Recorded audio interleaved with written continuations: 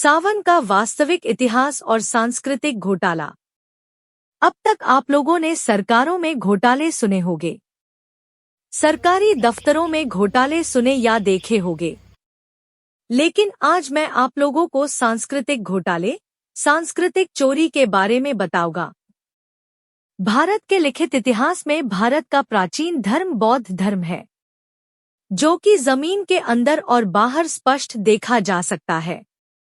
धरती के गर्भ से निकलने वाले अवशेष इस बात के प्रमाण हैं कि हमारा इतिहास कितना गौरवशाली था। आज भी भारत के प्राचीन गांवों नगरों के नामों में, मंगल गीतों में, लोक व्यवहार इत्यादि में तथागत बुद्ध के धम्म की झलक दिखाई पड़ती है। बात जब इतिहास की हो रही है तो इतिहास के पन्नों पर लगी धूल को साफ करने पर चीजें काफी स्पष्ट दिखाई पड़ती हैं।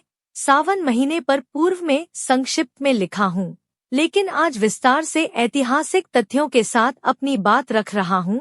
आपसे निवेदन है कि अपने अमूल्य समय में से 2 मिनट का समय निकालकर इस लेख को पूरा अवश्य पढ़ें। साथियों, श्रमण वही है जो अकुशल को नष्ट करने के लिए श्रम करे, उसे श्रमण कहा जाता था है। उन्हीं श्रमणर भिक्षुओं के समूह संघ को भिक्खु संघ के नाम से जाना गया। तथागत बुद्ध के समय से वर्षा ऋतु के 3 महीनों को वर्षावास कहा जाता था। वर्षावास में बौद्ध भिक्षु यात्रा छोड़कर एक ही स्थान, ज्यादातर बुद्ध विहार, में ठहरते थे। इस समय भिक्खु संघ ध्यान साधना करते थे। नोबेल पुरस्कार विजेता डॉ अमर्त्य सेन के अनुसार सम्राट अशोक कालीन भारत में 92% आबादी बौद्ध हुआ करती थी। चूंकि भारत एक कृषि प्रधान देश रहा है तो उस समय के बहुसंख्यक बौद्ध खेती किसानी से जुड़े हुए लोग रहे होंगे।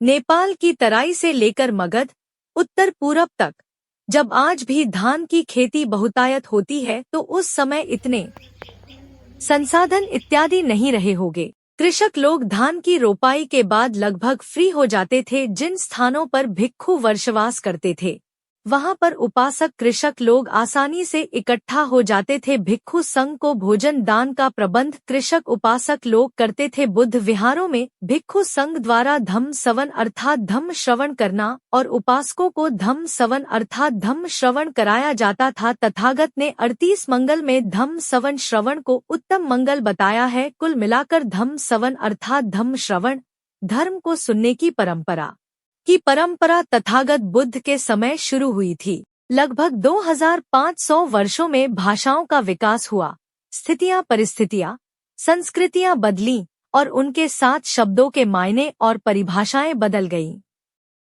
जो सवन श्रवण सुनना था वो श्रावण सावन कब बन गया पता ही नहीं चला, और इस तरह संस्कृतियों के बदलने से हमारे संस्कार भी बदलते चले गए। कहते हैं जब जागो तभी सवेरा। आइए भारत की प्राचीन गौरवशाली विरासत को फिर से गले लगाएं।